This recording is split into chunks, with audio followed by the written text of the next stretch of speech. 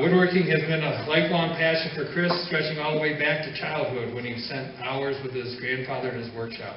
Over a decade ago, he decided it was time for a change and turned his woodworking sideline into a full-time endeavor. Please join me in welcoming Will and Chris.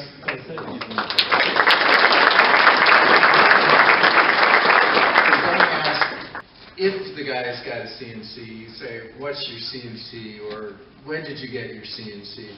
Because it's become as ubiquitous as a table saw used to be. And that's great, but it's a huge investment and lots of challenges, and we want to explore that with Chris.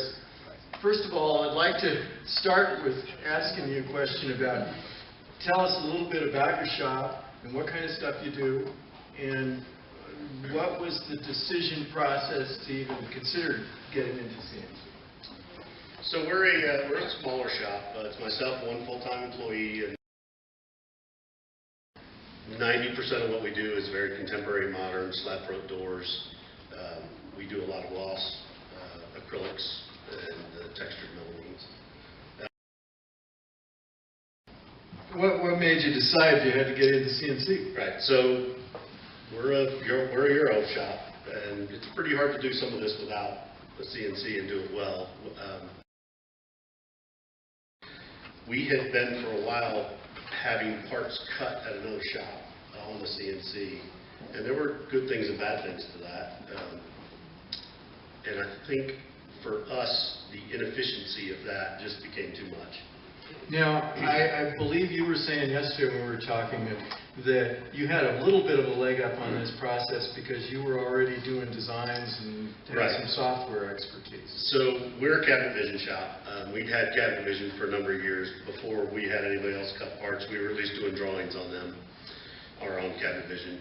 And we had, about 18 months before we took the leap to buy our own CNC, we had bought the S2M center, so we were doing screen-to-machine stuff, but we were doing it on somebody else's router. Having that knowledge of how to cut things, of course there was, you get your own machine, you got to figure out how to make it work.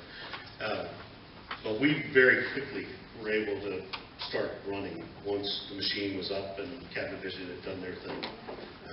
I think we were 8 or 9 days from the day it sat on the floor to where we were production running parts. Wow, that's pretty amazing. Now, how did you approach the actual purchase as far as locating a vendor and a brand and all that kind of stuff? Honestly, I was doing the math. We've gotten busier and busier, and starting to add up what he's charging me versus what I could buy one for, and it just kind of made sense. It's like I could save money by spending some money here. So it wasn't like you were trying to replace an employee or avoid hiring an employee. It was you're replacing an outsource. Right. We eliminated an outsource, but it also made us significantly more efficient because instead of this guy that cut our parts for us, it was great. He was, everything was done the way we wanted it. But it was a pallet that, if it was 40 sheets of plywood, it was a pallet of 40 sheets of parts. And you had to sort through them. So we were having stuff come in, we'd sort them, we'd edge band them, they'd go into another place where they were sorted for assembly, and it was just a massive waste of time. And if something was wrong, it was a nightmare to try to get one more part made. Absolutely, I understand. So then, how did you start looking for a vendor for your CNC? And I wandered around IWF looking at different things, and I stumbled across a company that's not far from the shop. They're in Cartersville. I'm out of Atlanta, which is about 45 minutes away from the shop. And I thought, well, let me just go look at them and see what it's like. And at least I know if I need a part, I can get up there and get back in a real big hurry. And that hadn't happened, fortunately. We got our machine was the end of March last year, so we're about 11 months into it. So what company was this? And I'm not plugging them. It was Cam Master. Cam Master. Yeah. Okay. And so this is a 4x8 machine? It's a 5x10. 5x10. Yeah. And so what was the decision on that part of it? We do a lot of textured melamines, and they pretty much are 51 by 110. Now, what kinds of logistics did you have to work in your shop to accommodate this machine? Oh, well, you have to move everything around. We have one of the AirTech edge banders, so moving that was no fun task. Getting dust collection to where it needed to be. Of course, we had to get power run in. Some of the decisions we made on buying it were based on how much power we had available. We bought a 5.5 horsepower spindle, which worked fine. I would have preferred an 11, but I'm fairly certain we couldn't have run our AirTech edge bander and our router at the same time without the lights turning off. It worries me now, but there's pretty much a rule. If the router's running and the edge bander's running, don't turn that table saw on. Kind of like don't flush the toilet while you're taking a shower. Yeah, pretty much. What about, you mentioned dust collection. Did I assumed you had to upgrade?